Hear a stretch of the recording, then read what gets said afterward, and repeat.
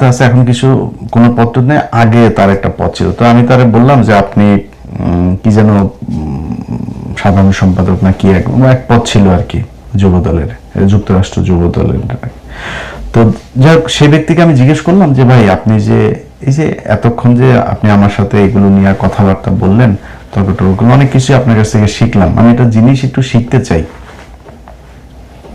সেটা হলো জিয়াউর রহমান বিএম এর কত লং কোর্সের কততম লং কোর্সের অফিসার ছিল। তো বিএম এটা কি, ও তখন জবাবটা দিল কি শুনেন, জবাব দিল যে উনি চিটাং লং কোর্সে ছিল, লং কোর্সের চিটাং লং কোর্সে। আমি যে কথাগুলো বলতেছি না, একজন আর্মি অফিসার শুনলে কিন্তু হাসবে, বুঝছেন। আমি ওনারে জিজ্ঞেস করছি জিয়াউর রহমান বিএম এ তখন ছিল না, বিএম এর কত লং কোর্সের সেটা বলার পর সে বলছে চিটাগাং লং কোর্স। এখন এটা আপনাদের বুঝাইতে গেলে মানে অনেক বুঝাইতে হবে, বিস্তর আলোচনায় যাইতে হবে।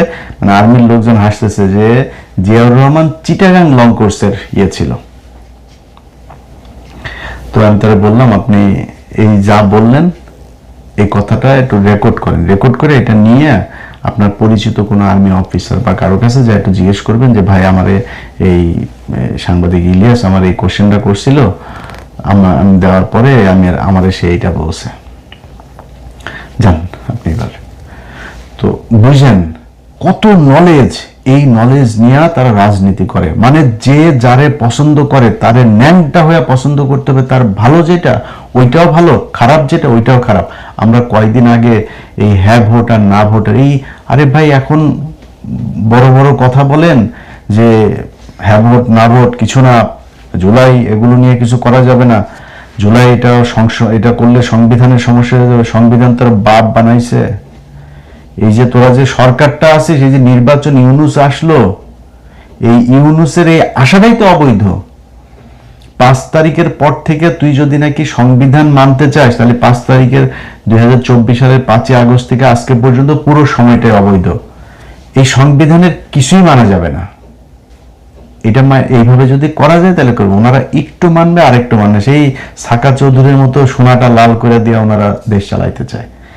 তো তারপরেও কয়দিন ধরে তারেক রহমানের কিছু কাজকর্ম ভালোই দেখছি। আশা করি তারেক রহমানরা এই জুলাই এটা নিয়ে কোনো মানুষের সাথে কোনো বিট্রে করবে না, এটা আমাদের আশা। তো যে বিষয় নিয়ে কথা বলছিলাম ভাই, আমাদের দেশের এই আমরা যারা গরিব মানুষ আছি, আমাদের সবার সমস্যা ভাই ওইটাই। আমরা হইলাম গিয়া প্রজা, ওরা হলো রাজা। এই যে ডক্টর ইউনুস তো ধরেন মানে আল্লাহ বাঁচায় রাখুক, সুস্থ রাখুক, কারোর এই খারাপ দোয়া না করি, কিন্তু তো মরার সময় চলে আসছে। মানে এভারেজ যদি হিসাব করি তো অলরেডি এক্সপায়ার হয়ে গেছে। তো এই যে উনি, আমরা মনে করেছিলাম ওনার টাকা আছে, খ্যাতি আছে, সম্মান আছে, সব আছে, আর কি লাগবে ওনার। উনি এসেও একটা ম্যান পাওয়ারের বিজনেসের একটা লাইসেন্স করে গেছে, জানেন আপনারা। এই ডক্টর ইউনুসও একটা ম্যান পাওয়ারের আর অনেক কিছু করছে, জানবেন এগুলো ভবিষ্যতে। এই কাজটা সে করে গেছে। এই নুরা আসছে, বিকাশ নুরা, সেও করে যাবে। ওনার যে এমপি আছে সেও করে যাবে, মানে ফুল মন্ত্রী যিনি আছেন তিনিও হয়তো করে যাবেন। এইভাবেই চলবে। তো আমার এই এত আলোচনা করলাম, এই আলোচনার মধ্যে সবচাইতে মানে খারাপ লেগেছে যে জিনিসটা মনে হওয়ার পরে, যে পৃথিবীর প্রতিটা মানুষকে এখন এই যুদ্ধক্ষেত্র থেকে তার দেশের সরকার নিয়ে যাচ্ছে। আর আমার দেশের মানুষ কেমনে পাঠাবে? সরকার খালি পাঠাইতে পারলেই বাঁচে। পাঠাবে, যাবি, টাকা কামাবি, পাঠাবি, আমি ওই টাকা বাইরে পাঠাবো। এটাই আমাদের দেশের সোনার বীরের জাতি। আর আমি আবার একটু বাজেভাবে বললে আপনাদের অনেকের খারাপ লাগে, যে কারণে বললাম না। এই বালের বীরের জাতি 71-এর পর থেকে করে পিছন দিয়ে ঢুকায় তোমাদের বীরের জাতি বানায় রাখছে। এত সুন্দর করে বলতে পারি না, তাই বলতে পারলাম না। যাই হোক, আশা করি এই দেশের মানুষ অন্তত তারা তাদের নিজের স্বার্থটা বুঝবে, কি করলে তাদের এই অধিকারগুলো তারা ফিরে পাবে, কারা তাদের অধিকার এগুলো ফেরত দেবে, সেটা নিয়ে যুদ্ধ করবে। সেটা নিয়ে তারা তাদের প্রতিটা দেশের আলাদা আলাদা সংগঠন থাকতে পারে, যে আমাদের এই সমস্যা একজন, আপনারা সবাই মিলে হোয়াটসঅ্যাপ গ্রুপ খুলবেন, আপনাদের ফেসবুক পেজ থাকবে, এক এক দেশের আলাদা আলাদা, ওই দেশের সবাই ওইখানে সবার সমস্যা ওইখানে জানাবেন। সমস্যা জানায় ওইখানে যদি না করে একসাথে সরকারকে ওইখান থেকে নিয়মিত সংবাদ সম্মেলন করবেন। বাট ওই আওয়ামী লীগ বিএনপি দোচায়ও না, হ্যাঁ, আওয়ামী লীগ বিএনপি না দোচায়, তোমরা কামলা খাটতে গেছো, আমিও কামলা খাটি, এখানে কামলা খাটতে গেছো, কামলা খাটো, ওইখানে ওই জায়গাটায় এক থাকো, এক থেকে একটা গ্রুপ খুলো, একটা অ্যাসোসিয়েশন খুলো, একটা সংগঠন খোলার পরে ওইখান থেকে নিয়মিত সংবাদ সম্মেলন হবে, সরকারকে বিভিন্ন দাবি দেওয়া হবে যে আমার দেশের মানুষের এই সমস্যা হচ্ছে, এই হচ্ছে। একটা হোয়াটসঅ্যাপের মেসেজে কয়েক লক্ষ মানুষ জেনে যাবে, সবাই নিয়ে এইভাবে গ্রুপ করে করে তারপরে সিটি ওয়াইজ আপনাদের গ্রুপ থাকতে পারে করে, সরকার যদি আপনাদের কথা না শুনে রেমিটেন্স পাঠাবেন না, বলবেন এত মাস আমরা রেমিটেন্স পাঠাবো না। এই যে রিজার্ভ না, প্রতিদিন পত্রিকা খুললে দেখবেন রিজার্ভ 32 বিলিয়ন, আজকে 35 বিলিয়ন হয়ে গেল। তোর বাপের টাকা না, এটা এই কামলাদের টাকা। এই কামলারা বহুত কষ্ট করে, ছোট বাচ্চার সাথে দেখাও হয় না, 5 বছর 10 বছর বয়স হয়ে যায়, বাচ্চার সাথে দেখা হয় না বাবার। এটাই মধ্যপ্রাচ্যের এদের পরিণতি, এটাই মানে বাস্তবতা। তো এই জায়গা থেকে আমরা বের হইতে চাই।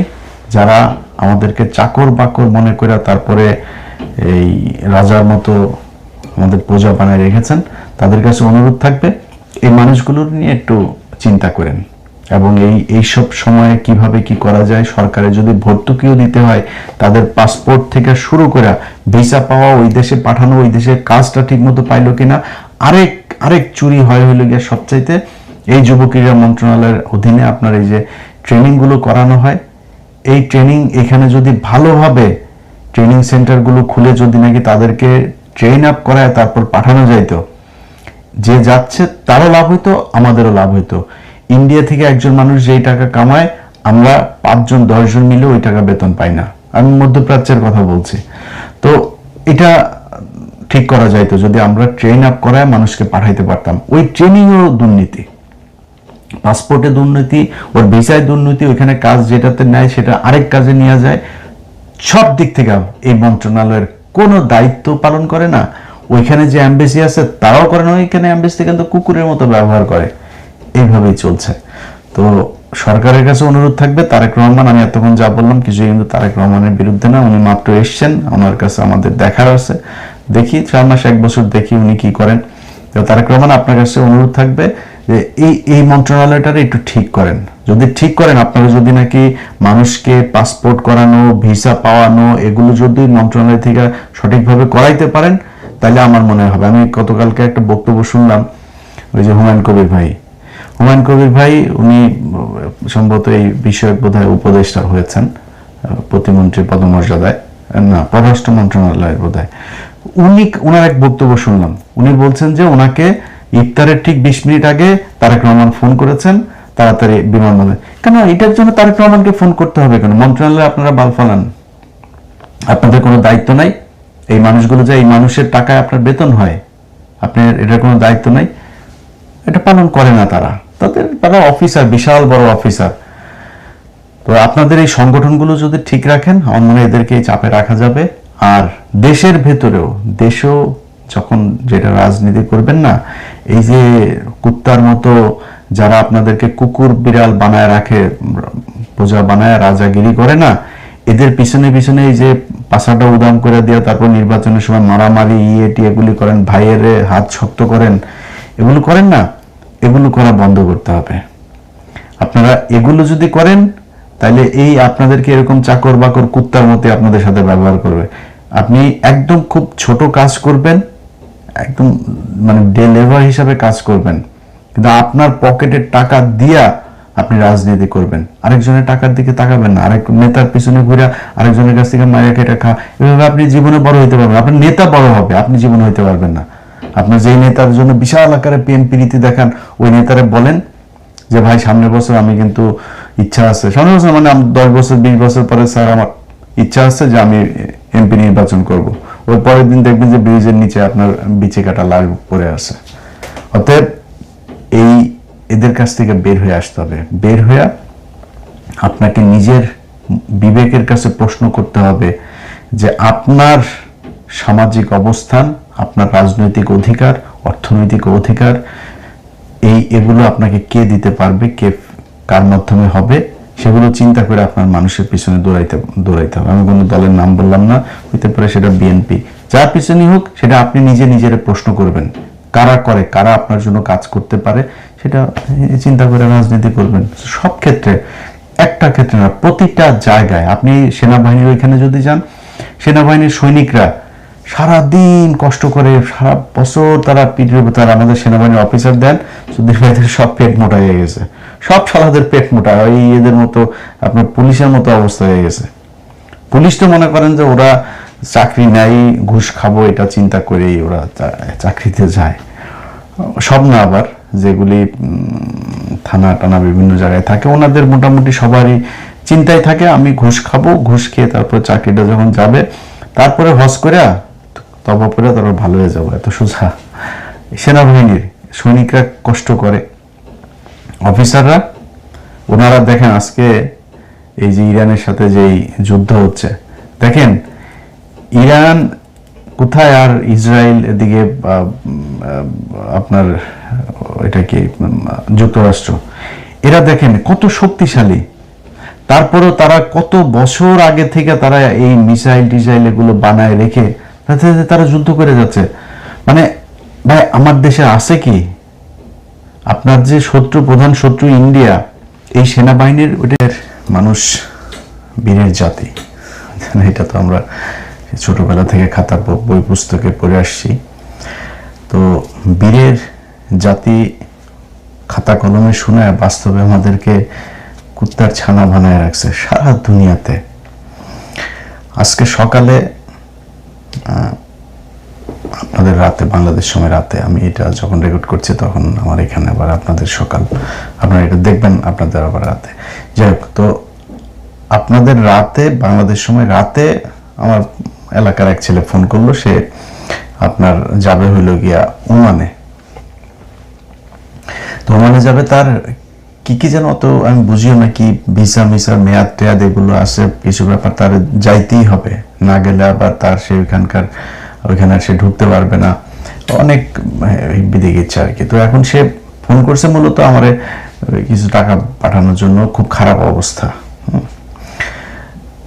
এটা মানে খুব লজ্জার বিষয় না, বিষয়টা হচ্ছে আমাদের দেশের যে মানুষগুলো মধ্যপ্রাচ্যে বিশেষ করে থাকে, সৌদি, দুবাই, কাতার, ওমান, বাহরাইন, তারপরে কুয়েত, এরপরে এইদিকে থাকে মালয়েশিয়া, সিঙ্গাপুর, এইসব দেশের যারা থাকে, তারা ধরেন আমাদের মহাজনরা, আমাদের রাজ পরিবারের লোকজন যারা এক একজনেরা যারা ক্ষমতায় আসেন, তারা একটা ব্যবস্থা করে রাখছেন, ওখানে যাবা, গিয়া খালি টাকা পয়সা পাঠাবা, তোমার টাকা আমরা বসে বসা, এরপরে এটারই আবার পাঠাবো আমরা বিভিন্ন দেশে। তো ওনারা এই মধ্যপ্রাচ্যের যে মানুষগুলো, এই মানুষগুলোর ধরেন কেউ 5 বছর, 10 বছর, 15 বছর বিদেশে থাকে।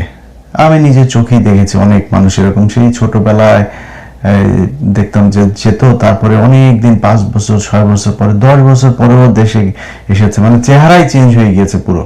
ধরেন একদম ইয়াং বয়সে গিয়েছে, তারপরে মানে আমাদের মতো এরকম আধা পাকা দাড়ি, এর চেয়ে আরো বয়স্ক হয়ে তারপরে দেশে ফিরেছে, এরকম দেখেছি। এখন এই মানুষগুলো কিন্তু এই এত কষ্ট করে তারপরে দেশে আসে না, দেশ থেকে আবার যখন যাওয়ার যখন সময় হয়, তখন তার পকেটে কোনো টাকাই থাকে না। আমার এক খুব ক্লোজ ফ্রেন্ড আছে, ওর নাম হচ্ছে, নামটা না বলি, ও প্রথমে আসে, তারপরে মনে করেন যে গোল্ডিপ খাইতো। তো গ্রামে তো গোল্ডিপ সিগারেট তো পাওয়া যেত না, আবার বাজার থেকে তারপরে গোল্ডিপ আইনা তারপরে খাইতো। এরপরে খাওয়া শুরু করলো নেভি, তারপরে আরেকটা কি যেন 50 পয়সার একটা কি সিগারেট, রেড না কি যেন একটা সিগারেট ছিল। এরপরে বিড়িও মানুষের কাছে চায়া খাইতো 2-3 দিন পরে, বুঝছেন? মানে 2-3 মাস যে সে দেশে থাকতো, প্রথম 15 দিন তার একটু ভাবসাব নিয়ে তারপরে চলতো, এরপরে মানে থাকতো না কিছুই। এবং এই যে কদিন সে সিগারেট খাইতো না, পাশে যায় লোকজন বসে থেকে একটা সিগারেট দিয়ে কিনে, হ্যাঁ, এরপর ওর পকেটে যখন আবার নাই, তখন কিন্তু কেউ খোঁজ নেয় না। এটাই আমাদের এই নিম্ন আয়ের যারা বিভিন্ন লেবার ভিসাগুলোতে যারা বাইরে আসেন, এই লেবার ভিসার মানুষগুলোর সবার পরিণতি প্রায় একই রকম। কেউ খুবই কদাচিৎ কিছু মানুষ আছে খুব ভালো ভিসায় সেখানে গিয়ে খুব ভালো একজন মালিকের আন্ডারে কাজ পেয়েছে, সেটাতে ভালো টাকা পয়সা কামায়, এগুলোর রেয়ার কেস। এখন এই মানুষগুলোর আপনি সেখানে যায় আসার সময় তার পকেটে টাকা নেই, সে যাওয়ার সময় এই যে এই মুহূর্তে এখন মধ্যপ্রাচ্যে যেই যুদ্ধটা চলছে, মধ্যপ্রাচ্যে আমাদের দেশের সবচেয়ে বেশি মানুষ থাকে, এটা তো আমাদের দেশের সরকার, আমাদের মন্ত্রণালয় কেউ না জানে না এরকম তো না, সবাই জানে যে এটা আমাদের সবচেয়ে বড় খাত। এবং প্রতিদিনই টিভি পত্রিকাতেও দেখছি সেই জিনিসগুলো, যে তাদের কেউ জানে না, না জেনে বিমানবন্দরে এসে বসে আছে, বিমানবন্দর থেকে তারপরে একদিন রেখে তারপরে বলছে যে কয়েক ঘন্টা বসা রেখে না তোমার ইয়ে বাতিল, এরপরে আবার তারা ইয়ে টানায় দেওয়া শুরু করলো। এবং ভাই প্রথম কথা হচ্ছে যেটা, সেটা হচ্ছে আমি একটা বীরের জাতি, এরকম এক বালের বীরের জাতির একমাত্র জাতি আমরা। এই মধ্যপ্রাচ্যের বিশাল যুদ্ধটার মাঝখানে সব দেশ তার দেশের নাগরিকদেরকে বলছে কি খুব দ্রুত আমার ওই দেশ ছাড়ো। এবং যুক্তরাষ্ট্র সব শেষ যেটা বলেছে যে তার 13টা না 14টা দেশ থেকে তার সব নাগরিকদেরকে সে নিয়ে আসার ব্যবস্থা করেছে, সব নিয়ে আসতে চলে আসতে বলা হয়েছে। যারা ওইখানকার নাগরিক, এরকম আমি দুবাইয়ের ইয়েতে দেখলাম, এখানে অনেক মানুষ আছে ওদের দেশের নাগরিক, ওরা নিজস্ব বিমানে করে চলে যাচ্ছে অন্যান্য দেশে। আপনি মিসাইলগুলো দেখেন, নিউজে পত্রিকায় যে নিউজগুলো আপনি দেখবেন, সেখানে দেখবেন মনে হয় যেন ওটা বাংলাদেশ। আমি বাংলাদেশের মিডিয়া না, খালি অন্য মিডিয়াতেও ওই মিসাইলের ওইখানে সেই সাউন্ড শুনছি, বাংলাদেশের মানুষ, মানে বাংলাদেশের মানুষের জীবনের কত মানে মূল্য কত কম চিন্তা করেন। সেখানে যেখানে মিসাইল পড়ছে ওইখানে বাঙালি দৌড়াচ্ছে, কথা বলছে, ফান করছে। আমাদের দেশের মানুষ ওইখানে পড়ে আছে এবং এখনো যাচ্ছে।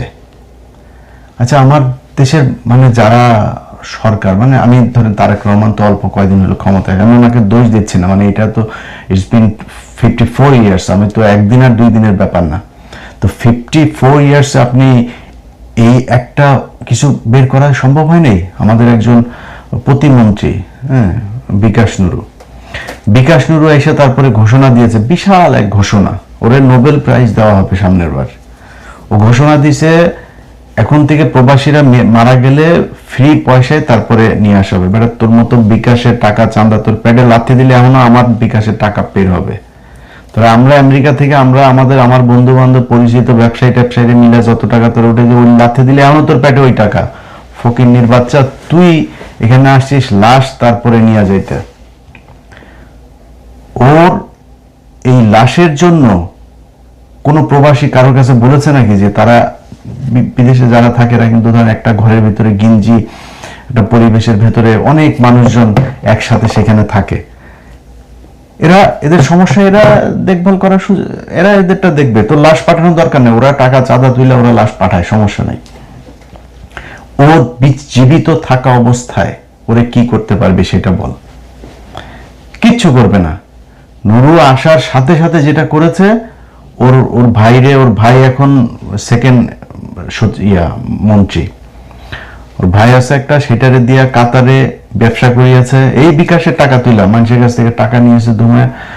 তার আরে গত 1.5 বছরে তো কামাইছে, সে ধুমায় কামাইছে। দুবাইতে তার গাড়ি ব্যবসা আছে, কাতারে ব্যবসা আছে। এখন তার ভাই দেশে, এখন সে পায়তারা করছে হইল ম্যান পাওয়ারের ব্যবসার একটা লাইসেন্স নেওয়ার জন্য। ওর এই মন্ত্রণালয়ের যে কদিন আছে সেই কদিন ওর মূল টার্গেটই থাকবে ও নিজের কত টাকা পয়সা কেন দ্রুত কামাইতে হবে। কারণ ওরা তো যে কোনো সময় সেটা লাথি দিয়ে বার করে দিবে, বার করে দিলে তো ওর আসতে পারবে না। ওর জীবনে যে এই জায়গায় আসছে, মন্ত্রী বানাইছে, এটা তো ধরেন একটা বিশেষ মুহূর্তে বিএনপির কিছু করার ছিল না, বিএনপির এদেরকে নিতে হবে। ওদিকে জামাতে এনসিপি চলে গিয়েছে, আর ইসলামী শাসনতন্ত্র চলে গিয়েছে, তারপর আরো প্রায় 11টা দল, বিএনপি নেওয়া লাগবে, চুক্তিবদ্ধ হয়ে তারপরে ই করছে। ও কিন্তু নির্বাচনও জিতে নাই, ওখানে হাসান আল মামুন নির্বাচনে জিতেছে। সে হাসান আল মামুনকে সরায় তারপর ওরে দেওয়া হয়েছে। এটা হাসান আল মামুনকে আমার কথা বিশ্বাস করার দরকার নেই, হাসান আল মামুনকে জিজ্ঞেস করেন, সে সবকিছু জানে। তাকে উপর থেকে বলে দেওয়া হয়েছে যে এটা ওরা দিতে হবে, না দিলে সমস্যা আছে। সে জিতে নাই। এখন এই যে ওনাকে এইভাবে মানে একজন আসলো মাত্র এরকম, কিন্তু এই 54 বছর ধরে আমাদের কিন্তু এই প্রবাসী ধরেন তো মন্ত্রণালয় এসে বোধহয় জিয়াউর রহমানের সময় থেকে শুরু করে এরপরে তো কন্টিনিউয়াসলি আমাদের এই মন্ত্রণালয়টা ছিল। এই মন্ত্রণালয়ের থেকে এই যে মানুষগুলো যেতে পারছে না বিমানবন্দরে, বা যে কজন মানুষ আমার বিদেশ থেকে আসে তাদের একটা তালিকা থাকা উচিত না? আপনার একটা মন্ত্রণালয়, বিশাল মন্ত্রণালয়ের কাজ কি আপনার? ওরা টেনশনে বাঁচে না ওই দেশে আর ঢুকতে দেবে না, ভিসার মেয়াদ শেষ হয়ে যাবে। আরে বেটা, এটা ওর কাজ না, এটা সরকারের কাজ। মন্ত্রণালয়টা করা হয়েছে এই জন্য, এই প্রবাসীদের সুযোগ সুবিধা দেখার জন্য। এরা ওইখান থেকে যাবে কি না যাবে, কবে যাবে, মন্ত্রণালয় ওই দেশের মন্ত্রণালয়ের সাথে কথা বলবে, কথা বলে বলবে যে আমার দেশে তোমার শ্রমিক এই কজন আছে, তোমার দেশে এখন যাইতে পারবে না। যেমন বিভিন্ন দেশ 1 মাস করে ভিসার মেয়াদ বাড়িয়ে দিয়েছে। তো এখন এটা কেন করা হয়নি? তারা দেশে যখন ঢুকবে, ঢুকার সাথে সাথে আমার তালিকা থাকতে হবে কোন দেশ থেকে কতজন আসলো, তার কবে ভিসা যাবে, কবে। তারে ভাই তারে কন্টিনিউয়াসলি তার একটা নাম্বার রাখতে হবে, ওই নাম্বারে তারে কন্টিনিউয়াসলি মেসেজ পাঠাইতে হবে, যে তোমার রিমাইন্ডার দিতে হবে যে তোমার এই তারিখে ভিসার মেয়াদ শেষ, তুমি বিমানের টিকিট কাটো, কবে যাবা। ভাই ওর সব ফ্যাসিলিটিস যা দরকার এই একমাত্র এই মধ্যপ্রাচ্যের এই মানুষগুলো এই দেশটা টিকিয়ে, একদম এর বাইরে বাংলাদেশের কিচ্ছু নাই, একদম কিচ্ছু নাই। এই বাংলাদেশটা কলাপস করবে যদি নাকি মধ্যপ্রাচ্যের মানুষরা যদি সব মানে, আমরা তো আর বলতে পারবো না যাবো না, না যায় তো উপায় নেই, তাই মানুষ যায়। মধ্যপ্রাচ্যের সরকারগুলো যদি বলে আমরা বাংলাদেশের মানুষ আনবো না, না খায় মারা যাবে, এই দেশটা জাস্ট পরের দিন শ্রীলঙ্কা হয়ে যাবে। এখন আমাদের বলা হয় যে আমরা হইলাম গিয়া বিশাল আকারের এক জাতির যুদ্ধ করে তারপর আমরা বিশাল বাল ফেলায় ফেলছি। 71 সালের পর থেকে আমরা বীরের জাতি হয়ে গেছি। বেটা 71 সালের আগে এই দেশে আদমজি ছিল, নিউজ প্রিন্ট ছিল, কাপ্তাই ছিল, এই সংসদ ভবন, এই জাহাঙ্গীরনগর বিশ্ববিদ্যালয়, রাজশাহী বিশ্ববিদ্যালয়, ওসমানী বিশ্ববিদ্যালয়, চিটাগাং বিশ্ববিদ্যালয়, মেডিকেল, এসব এদের করা, এই কমলাপুরটা এদের করা। এই ভাই এগুলি বাদ দেন, মানে অবকাঠামোর কথা বাদ দেন, যতগুলো মিল কল কারখানা ছিল পাকিস্তান আমলে সবগুলো বন্ধ হয়ে গিয়েছে। আমরা বীরের জাতি হয়ে তারপরে স্বাধীন হয়ে কি বাল ফালাইলাম? 2টা বাল ফালাইছি আমরা। এক, আমাদের মহিলাদেরকে ন্যাংটা বানায় এখন এই যে গার্মেন্টসে কাজ করতে দিয়েছি, আর আমাদের পুরুষদেরকে পাঠাই দিয়েছি হলো মধ্যপ্রাচ্যে, যাও কাম করে খাও, টাকা পাঠাও, আমার পেটে টাকা ঢুকুক। এবারে কারো কোথাও কোনো জায়গায় আমাদের জন্য কিচ্ছু নেই। এই যে যারা রাজনীতি করেন না, দেখছেন মির্জা আব্বাস হাত মিলাইছে, হাত মিলাই দেখেন না, হাত মিলায়, আর যেই হাত মিলায় আবার হাতটা আবার দেখে, বুঝছেন, ময়লা হয়ে গেল না। ওরা তো জীবনে যায় না ওইখানে, ওরা এই ভোটটার জন্য খালি সেই আমাদের সাথে একটু এসে হাতটা মিলায় 5 বছর পর পর, এছাড়া তো আমাদের সাথে মিলতে চায় না। যান আপনি এখন যান মিলতে, দেখেন আপনি মিলতে পারেন কিনা, পারবেন না। এইভাবে আমাদেরকে ওরা প্রজা আর ওরা হচ্ছে রাজা, এই নিয়মে গেল 54 বছর এই দেশ চলেছে। এখন আপনারা যদি বলা হয় যে ভাই করণীয় কি, করণীয় আপনার হাতে, আপনাকে করতে হবে। আপনাকে এমন মানে শাসন ব্যবস্থার সাথে যারা আছে, যারা আপনাকে ওই চাকরের মতো ব্যবহার করবে, আর আপনি ব্যবহৃত হবেন হয়ে তারপরে তারে রাজা বানাবেন, রাজা বানায় দিয়ে তারপরে আপনি ফকিনের মতো পিছে পিছে চামচামি করবেন, এটা যদি আপনি মাইন্ড সেট আপ করে রাখেন, আপনি সারা জীবন এটাই করতে হবে। এখানে আমার তো ধরেন আমার তো প্রচুর মানে বিএনপির লোকজনের সাথে আমার বিশাল খাতির। আমি এখানে এই নিউ ইয়র্কে আমার যত মানুষ আছে বেশিরভাগই বিএনপির লোকজন, জামাতের লোকজন। তো জামাত তো এখানে নামে ওইভাবে সংগঠন নাই, তো বিএনপির সংগঠনটাই আছে, যে কারণে অনেককে চেনার সাথে খুব কথা হয়। এদিন আমরা এক বাসায় গিয়েছিলাম, তো আমার সাথে ব্যাপক তর্ক, বুঝছেন, সে আমার সব বুঝাইতেছে। আমাদের বাঙালির সমস্যা হলো যে আমি যতটুকু জানি, আমি যখন একজন আমার চাইতে বেশি জানা মানুষের সাথে কথা বলি না, তখন আমি একদম মানে বলদের মতো বসে থাকি। আমি শুনি, ওনার কাছ থেকে শিখি। কিন্তু আমাদের দেশের মানুষের স্বভাব হইলো জানুক আর না জানুক, ও সব জানে, এটা বুঝাইতে হবে। ও যে জানে না এইটাও জানে না। তো আমার সাথে বিশাল তর্ক, হে মানে বিএনপি এসেছে, বিএনপি কি মানে নানান ধরনের কথাবার্তার বিশাল একজন ইতিহাসবিদ। তো তারা আমি মানে অনেকক্ষণ চুপ করে থেকে দু একটা কথা জবাব দিচ্ছিলাম, দিয়ে তারপর অনেকক্ষণ পরে চুপ থেকে আমি তারা বললাম যে ভাই আপনি বিএনপির কি? ও আমি বিএনপির কিছু না, বিএনপির কিছু না, এখানকার একটা আছে সংগঠনের সাথে আছে, যুবদলের সাথে। তো যুবদলের সাথে আছে, এখন কিছু কোনো পদ নেই, আগে তার একটা পদ ছিল। তো আমি তারে বললাম যে আপনি কি যেন সাধারণ সম্পাদক না কি এক পদ ছিল আর কি যুবদলের, যুক্তরাষ্ট্র যুবদলের। তো যাই হোক, সে ব্যক্তিকে আমি জিজ্ঞেস করলাম যে ভাই আপনি যে এই যে এতক্ষণ যে আপনি আমার সাথে এগুলো নিয়ে কথাবার্তা বললেন, তর্কটর্ক অনেক কিছু আপনার কাছ থেকে শিখলাম, আমি একটা জিনিস একটু শিখতে চাই।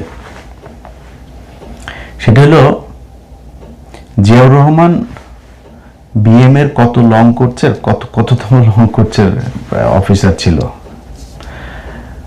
তো বিএম এটা কি?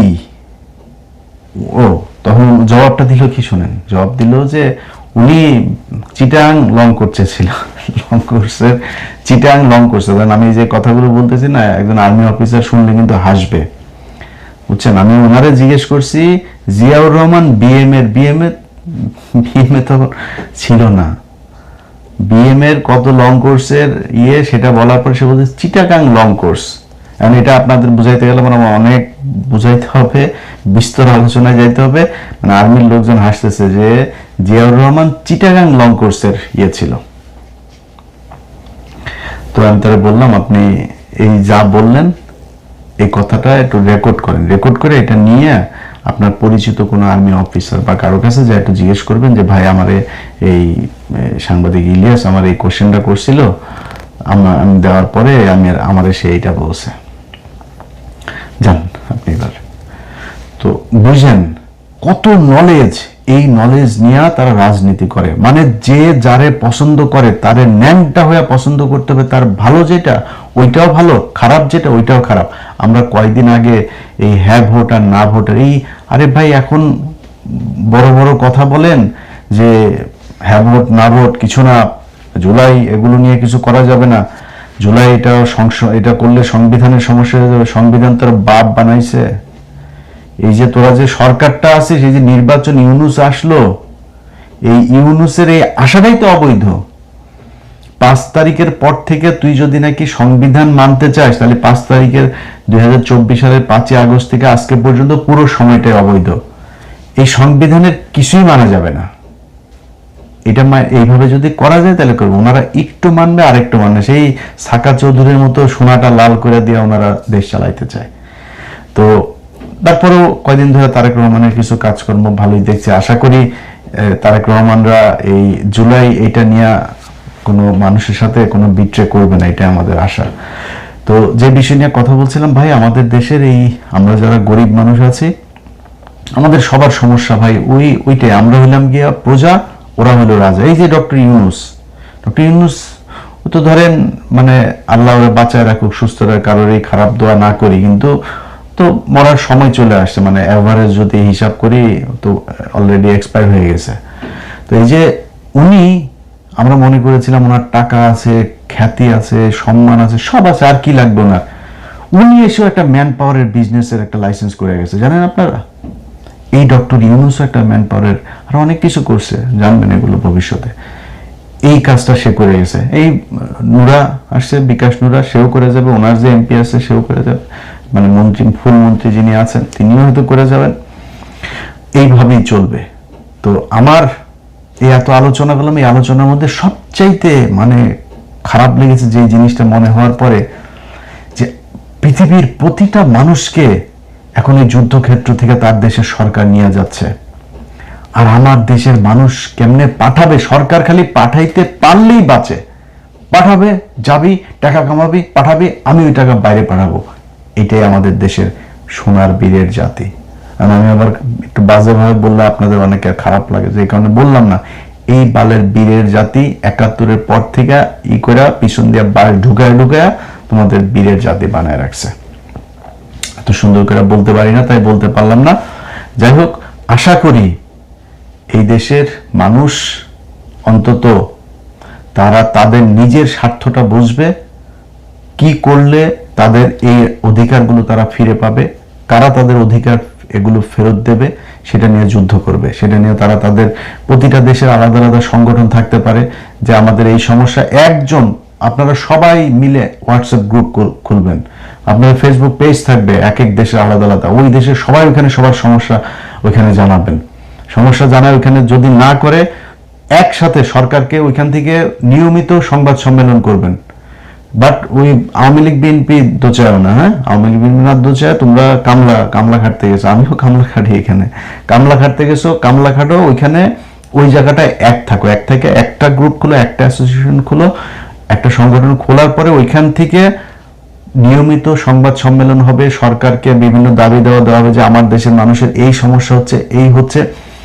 একটা হোয়াটসঅ্যাপের মেসেজের কয়েক লক্ষ মানুষ জেনে যাবে, সবাই নিয়ে এইভাবে গ্রুপ করে করে তারপরে সিটি ওয়াইজ আপনাদের গ্রুপ থাকতে পারে করে। সরকার যদি আপনাদের কথা না শুনে রেমিটেন্স পাঠাবেন না, বলবেন এত মাস আমরা রেমিটেন্স পাঠাবো না। এই যে রিজার্ভ না, প্রতিদিন পত্রিকা খুললে দেখবেন রিজার্ভ 32 বিলিয়ন, আজকে 35 বিলিয়ন হয়ে গেল। তোর বাপের টাকা না, এটা এই কামলাদের টাকা। এই কামলারা বহুত কষ্ট করে, ছোট বাচ্চার সাথে দেখাও হয় না, 5 বছর 10 বছর বয়স হয়ে যায়, বাচ্চার সাথে দেখা হয় না বাবার। এটাই মধ্যপ্রাচ্যের এদের পরিণতি, এটাই মানে বাস্তবতা। তো এই জায়গা থেকে আমরা বের হইতে চাই। যারা আমাদেরকে চাকর বাকর মনে করে তারপরে এই রাজার মতো আমাদের প্রজা বানায় রেখেছেন, তাদের কাছে অনুরোধ থাকবে এই মানুষগুলোর নিয়ে একটু চিন্তা করেন, এবং এইসব সময়ে কিভাবে কি করা যায়। সরকারে যদি ভর্তুকিও দিতে হয়, তাদের পাসপোর্ট থেকে শুরু করে ভিসা পাওয়া, ওই দেশে পাঠানো, ওই দেশের কাজটা ঠিক মতো পাইলো কিনা। আরেক চুরি হইল গিয়ে সবচাইতে, এই যুব ক্রীড়া মন্ত্রণালয়ের অধীনে আপনার এই যে ট্রেনিংগুলো করানো হয়, এই ট্রেনিং এখানে যদি ভালোভাবে ট্রেনিং সেন্টারগুলো খুলে যদি নাকি তাদেরকে ট্রেন আপ করায় তারপর পাঠানো যাইতো, যে যাচ্ছে তারও লাভ হইতো, আমাদেরও লাভ হইতো। ইন্ডিয়া থেকে একজন মানুষ যেই টাকা কামায়, আমরা 5 জন 10 জন মিলে ওই টাকা বেতন পাই না। আমি মধ্যপ্রাচ্যের কথা বলছি। তো এটা ঠিক করা যাইতো যদি আমরা ট্রেন আপ করায় মানুষকে পাঠাইতে পারতাম। ওই ট্রেনিংও দুর্নীতি, পাসপোর্টে দুর্নীতি, ওর ভিসায় দুর্নীতি, ওইখানে কাজ যেটাতে নেয় সেটা আরেক কাজে নিয়ে যায়। সব দিক থেকে এই মন্ত্রণালয়ের কোনো দায়িত্ব পালন করে না। ওইখানে যে এমবেসি আছে তারাও করে না, ওইখানে এমবেসি কিন্তু কুকুরের মতো ব্যবহার করে। এইভাবেই চলছে। তো সরকারের কাছে অনুরোধ থাকবে, তারেক রহমান, আমি এতক্ষণ যা বললাম কিছু কিন্তু তারেক রহমানের বিরুদ্ধে না, উনি মাত্র এসছেন, আমার কাছে আমাদের দেখার আছে, দেখি 4 মাস 1 বছর দেখি উনি কি করেন। তো তারেক রহমান, আপনার কাছে অনুরোধ থাকবে যে এই মন্ত্রণালয়টারে একটু ঠিক করেন।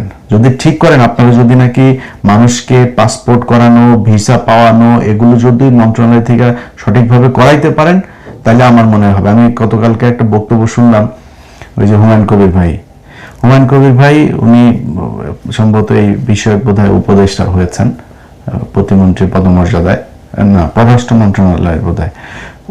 উনার এক বক্তব্য শুনলাম, উনি বলছেন যে ওনাকে ইফতারের ঠিক 20 মিনিট আগে তারেক রহমান ফোন করেছেন, তাড়াতাড়ি বিমানবন্দরে। কেন এটার জন্য তারেক রহমানকে ফোন করতে হবে কেন? মন্ত্রণালয়ে আপনারা বাল ফালান, আপনাদের কোনো দায়িত্ব নাই?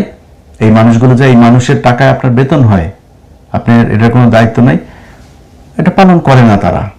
তারা অফিসার, বিশাল বড় অফিসার। তো আপনাদের এই সংগঠনগুলো যদি ঠিক রাখেন, আমার মনে হয় এদেরকে চাপে রাখা যাবে। আর দেশের ভেতরেও, দেশও যখন যেটা রাজনীতি করবেন না, এই যে কুত্তার মতো যারা আপনাদেরকে কুকুর বিড়াল বানায় রাখে, প্রজা বানায় রাজাগিরি করে না, এদের পিছনে পিছনে এই যে পাশাটা উদাম করে দেওয়া, তারপর নির্বাচনের সময় মারামারি এগুলি করেন, ভাইয়ের হাত শক্ত করেন, এগুলো করেন না, এগুলো করা বন্ধ করতে হবে। আপনারা এগুলো যদি করেন, তাহলে এই আপনাদেরকে এরকম চাকর বাকর কুত্তার মতো আপনাদের সাথে ব্যবহার করবে। আপনি একদম খুব ছোট কাজ করবেন, একদম মানে ডে লেবার হিসাবে কাজ করবেন, কিন্তু আপনার পকেটের টাকা দিয়া আপনি রাজনীতি করবেন। আরেকজনের টাকার দিকে তাকাবেন না, আরেক নেতার পিছনে ঘুরে আরেকজনের কাছ থেকে মায়ের কেটে খা, এভাবে আপনি জীবনে বড় হইতে পারবেন। আপনার নেতা বড় হবে, আপনি জীবনে হইতে পারবেন না। আপনি যেই নেতার জন্য বিশাল আকারে পিএনপি রীতি দেখান, ওই নেতারে বলেন যে ভাই সামনের বছর আমি কিন্তু ইচ্ছা আছে, সামনের বছর মানে 10 বছর 20 বছর পরে স্যার আমার ইচ্ছা আছে যে আমি এমপি নির্বাচন করব। ওই পরের দিন দেখবেন যে ব্রিজের নিচে আপনার বিচে কাটা লাশ পড়ে আছে। অতএব এদের কাছ থেকে বের হয়ে আসতে হবে। বের হয়ে আপনাকে নিজের বিবেকের কাছে প্রশ্ন করতে হবে যে আপনার সামাজিক অবস্থান, আপনার রাজনৈতিক অধিকার, অর্থনৈতিক অধিকার, এগুলো আপনাকে কে দিতে পারবে, কে কার মাধ্যমে হবে, সেগুলো চিন্তা করে আপনার মানুষের পিছনে দৌড়াইতে হবে। আমি কোনো দলের নাম বললাম না, হইতে পারে সেটা বিএনপি, যার পিছনেই হোক, সেটা আপনি নিজের প্রশ্ন করবেন, কারা করে, কারা আপনার জন্য কাজ করতে পারে, সেটা চিন্তা করে রাজনীতি করবেন। সব ক্ষেত্রে, একটা ক্ষেত্রে না, প্রতিটা জায়গায়। আপনি সেনাবাহিনীর ওইখানে যদি যান, সেনাবাহিনীর সৈনিকরা সারাদিন কষ্ট করে, সারা বছর তারা তারা আমাদের সেনাবাহিনীর অফিসার দেন, সুধীর ভাইদের সব পেট মোটা হয়ে গেছে, সব শালাদের পেট মোটা, ওই এদের মতো আপনার পুলিশের মতো অবস্থা হয়ে গেছে। পুলিশ তো মনে করেন যে ওরা চাকরি নাই, ঘুষ খাবো এটা চিন্তা করেই ওরা চাকরিতে যায়।